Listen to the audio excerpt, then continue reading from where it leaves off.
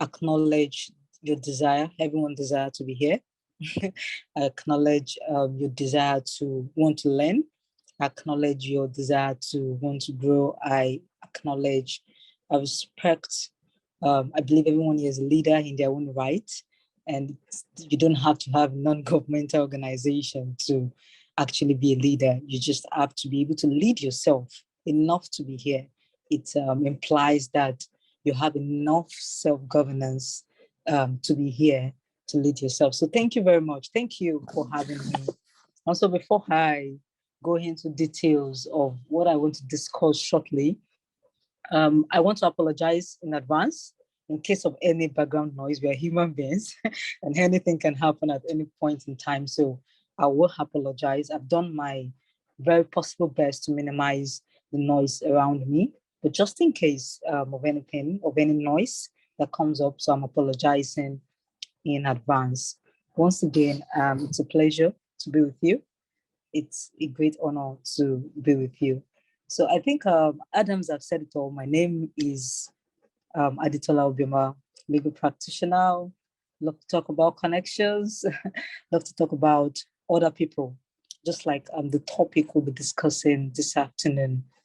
But I rather like to make it more like an interactive session because in as much as we're having an online meeting, or let me put it this way, online meeting has a way of sometimes distracting us from actually being present in mind whenever we're having conversation. But I would be throwing some questions, to us to bring perspective around what I will be discussing with us this afternoon.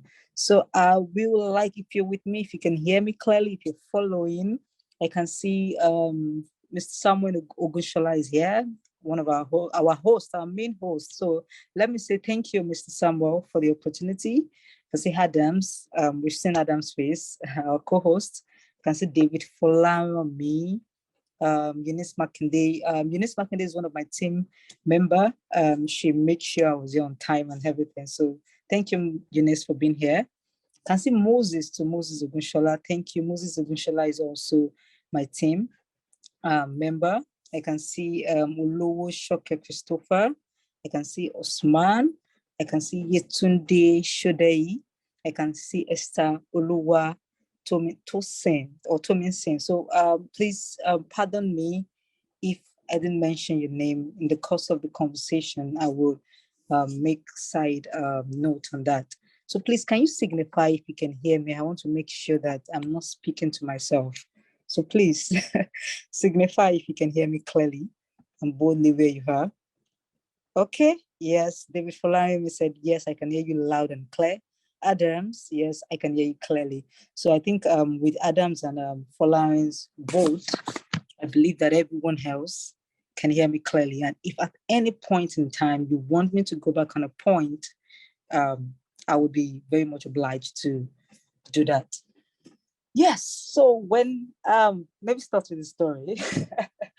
So it's Mr. Samuel, or just let me use the first name basis so we can be comfortable. Yeah, I can see Moses, I can hear you, leader. So we can all be comfortable. So just please call me Tola. I prefer Hadi, so you can call me Hadi. Hadi is short and it's not common. Tola is common, so I prefer Hadi. My full name is Adetola. And for those that might be confused that why I have a Yoruba name and an Igbo name, is my dad was an Igbo man. My mom is a Yoruba woman from Ogun State. My dad was an Igbo man from Delta State. So I'm from Asaba, Oshimile South, state of origin. But I understand Yoruba very, very well.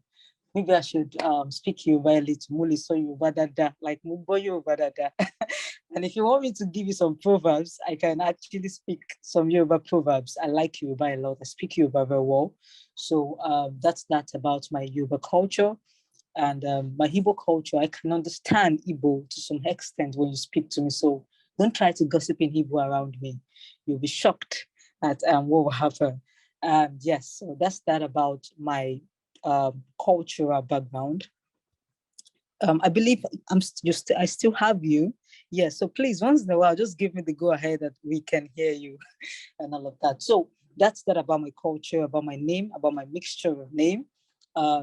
So we're talking about when Samuel reached out to me about talking about you having a community. There's a community where you talk about leadership and how. And the first thing that came to my mind was, what do I really want to talk about that someone has not heard before? Or maybe you've heard before, and I've heard about it before, but what sometimes you just need to sit and, you know, meditate on this thing, think about it very well. And I was just trying to write in my journal. And I'm like, what would I want to share with people? What would I want to share with you if I have just today with you? And I have to, death is part of life. So I talk casually about death. You'll get to, that's one weird thing about me. So if I have to die tomorrow and I have just one opportunity to speak to you, just have one chance, one meeting with you, what is that thing of all topics I would like to talk about? Aside being talking about vulnerability, I'm going to share with you the history of that. I wasn't the type of person to talk about other people. I wasn't the type of person that talk about vulnerability. I assumed vulnerability to be weakness. I assumed thinking about other people to be a waste of time. I assumed networking, reaching out to people, just getting people phone numbers and, chatting them up once in a while, especially when you need them. I went through 5 years in university without understanding the importance of you in my life, without understanding, without appreciating the importance of other people's existence on earth, without understanding why I should appreciate Adams, why I should appreciate Foline, why I should appreciate Eunice, why I should appreciate Moses, why I should appreciate my classmates. What is the significance of other people? The reality of our training growing up, every one of us, most of us, is we live in a competitive world where you're told that you have to think about yourself. You have to do everything to make sure, be the first. Nobody else matters. Indirectly, subtly, when they talk about, oh, you can't get the third position, you have to be the first.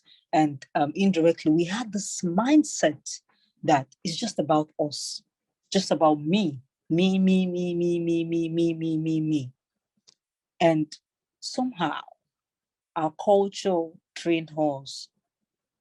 Even when we're thinking about organizing an event, for instance, we're thinking about ourselves. How is it going to make me look good? How is it going to feel after the event? So we say we are selfless, but we are selfish in our selflessness. We say we are leaders. We say we care about other people, but when we sit down to look at our motive, to look at our thinking, to look at, I would digress a little bit to Job. I'm a Christian, yes, and I exceptionally like the book of Job. And I was reading the book of Job and I was asking, and something came to my mind when Job was talking to God. Job was like, it was mentioning the good things that he does, how he sacrifice, daily for his children's sins and all of those things. And it came to my mind, what if Job was self-righteous? What if everything Job had to go through was to relieve him of his self-righteousness? And oh boy, see, I understand the reason behind why you do the things you do is so that you can look good. What if after the whole scenario with Job and the devil and God, Job came to the point where if you are opportunity to ever read the 42 chapters of Job, you realize that Job got to the point where it was stripped of his self-righteousness. And somehow in our culture, when you look at the workspace, you look at the home setting, We're all thinking about ourselves. Even when we give and it shall be given unto you. It comes back to you. Everything comes back to us. Everything comes back to how does it make my ego to feel? And we barely think about other people. And when we're talking about networking, the same mindset we carry into networking. I want to network for my benefit. I want to reach out to other people for my own benefit. What can Moses do for me? What can I get from that person? So we think we have this whole idea that people are meant to be used indirectly. We have this mindset that the presence of other people is for us to use them, to climb them as a ladder to our own peak. So when I've been to events and I see how we're always in a hurry to take pictures with, people and, have their contact and be able to say, oh, I took a picture. We want to post it. We've not left the event. We want to post it on our social media, and like, oh yes, I was in the same event with this person. And in our mind, we've networked. In our mind, we've built a relationship just by taking picture, just by having the numbers. And we did that growing up in university days. We just looked at our classmates casually. We just wanted to have their number. Can you call me when it's time for assignment? Can you call me when it's time for test? Oh, is there a party going on there? Who are the big cliques? You just want to have the number of the big cliques. And we forgot something important. And we usually still do forget. And that's the fact that beneath the roles that we play, I'm going to use myself as an example. Beneath, I'm a legal practitioner. I teach, I go to court, I write. Beneath the font that I carry, if you meet me in person, some will call me arrogant, some will call me too isolated. Some will say I like to keep to myself. Some will say a whole lot of things will come up about me. Beneath that courage that I have, beneath the I am fine when you ask me, oh, how do I do? Oh, I'm good. Beneath the packaging, yes, let me use our word, is a human being that has emotions, that has feelings, that has good days, that has bad days. And there's one thing that every human being is looking for, regardless of their position, regardless of how much money they have in their bank account, is connection. They want to be seen. They want to be heard. They want to be loved outside of what they can offer. They want to be offered something.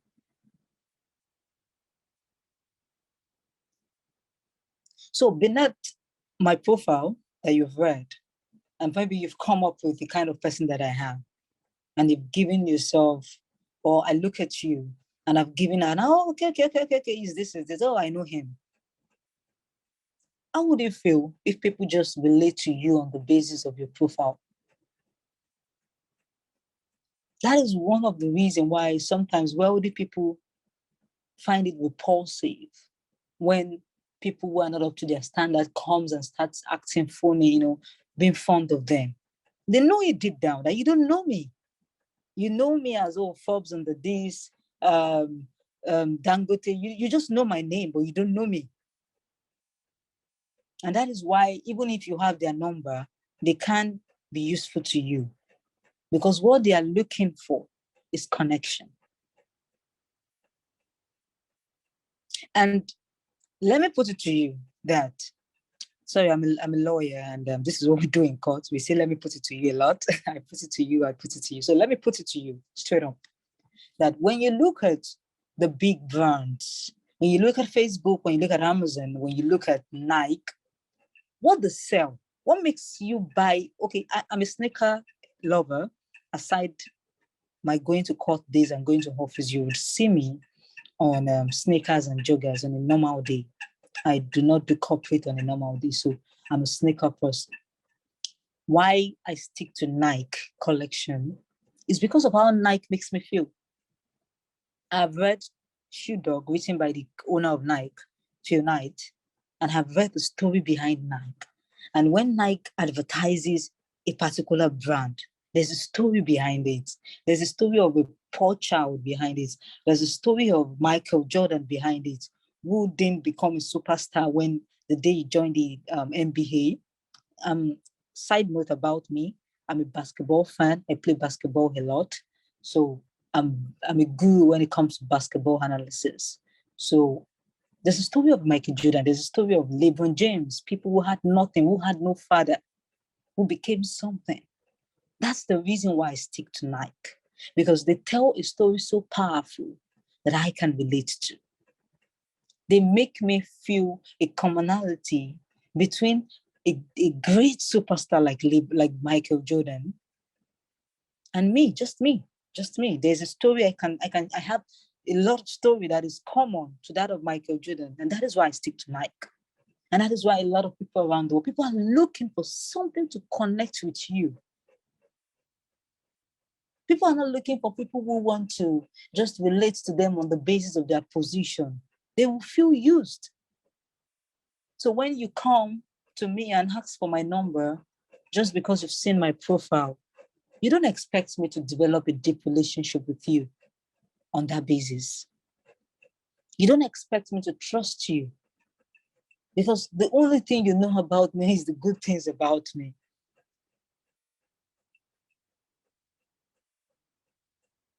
So why you and I are here? We need other people. God has created us in a way that we can't do without each other. But how do I connect to other people? Is it by getting their numbers? Is it by hyping them? Sometime last year, I started making a difference. I started differentiating between my friends and hype men. There's a difference between a friend and a hype man. If you don't know how to tell that difference immediately, you will suffer a lot of heartbreaks in friendship. I know friends I could talk to about my money issues, about my health issues. And I know friends that I will only let them see the good side of me because they've shown me that they are merely hype men in my life and they don't really care about me. So I want to ask a question. How would you feel if someone is meeting you just to farms you? Let me use our word, farms them. Because we do it to other people, but we've never really put ourselves in that position. So I want you to know how big people or important people feel and why maybe when you get their number, they don't reach out back to you or they don't reply you. Because all you know about them is the role that they play. You don't know about their pain. You don't know about what makes them a human being. Because underneath all of those stuff is a human being that has its own strengths and weaknesses and is looking to be seen, to be heard. So I want us to pause for a minute. How would you feel as a human being if everyone surrounding you is just farms in you? How would you feel if someone is meeting you just to get your number, reduces you to just a number, someone that they can use, that they can climb to their ladder of success? I'm throwing this question and you don't have to. You can, reply in the chat box. You can reply by unmuting your mic. Would you want to network with someone who wants something from you alone all the time? Despite the fact that you're wealthy, you're rich and you have the connection, would you want to be close to somebody who only asks you for something and who you can clearly see just wants something from you? Is there anyone who will be comfortable with that? If there's anyone who will be comfortable with that, please just, just share with us so we can know that, oh, God is creating a new set of species lately.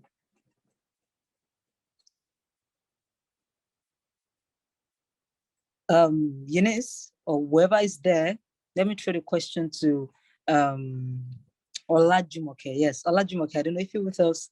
Would it be comfortable if someone just wants to use you?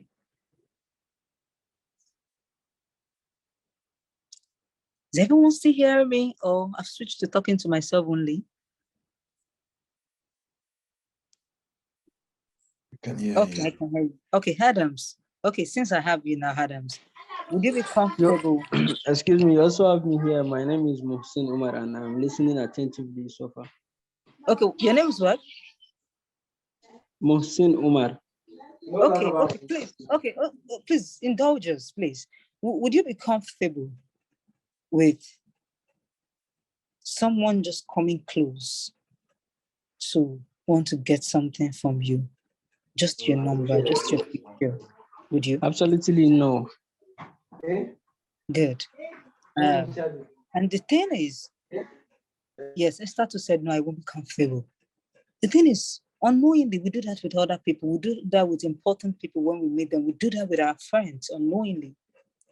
And I must confess to you through my research is that the reason why you're not comfortable is the fact that the person has not sown any seed to deserve your attention. The intentions are not made clear. My time is fast spent, so I would rush this. When you're meeting with other people who are human beings like you, when you're networking is not just about getting numbers and taking pictures and posting them. So what next? Can we boast of the depth of that relationship after 1 month or after the day you took that picture? I'm talking of intentional, the kind of relationship that actually brings results. I'm not talking of hyping. I'm not talking of farming. Because since COVID now, the dynamics of networking had gone far much more than we don't like now. We are with each other, and we're not in the same space, but we can hear each other. That's the dynamics we are now in. And sometimes, the people that have built a relationship with since 2020, we've not met each other, but we have a strong relationship. How do I create a strong relationship with people, with other people, despite the fact that, I've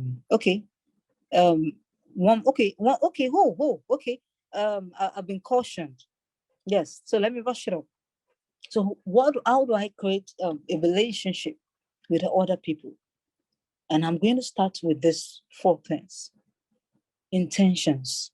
What are your intentions with people? What are your motives? You want to create a super powerful relationship. Make sure your intentions come from the place of good, not that I want to use this person. Number 2, there's a statement I like from Oprah.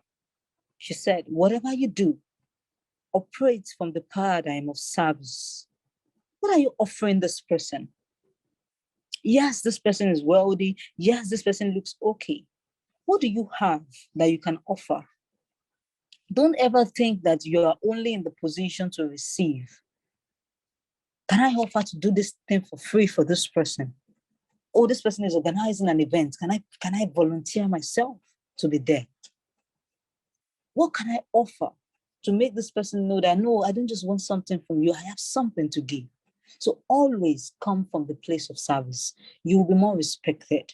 People will feel more, people will trust you more with themselves. People want to create connection with you when you come from the place of service. Number 3, I have a burning desire to want to know other people. Remove the focus from self. When your intentions are made clear and you operate from the paradigm of service, I have a desire to care about people, develop the desire and the trust for other people. Number 4, these days, people just want to collect numbers and people just want to talk. People just want to, I don't know, why are you collecting the number? What do you have to offer?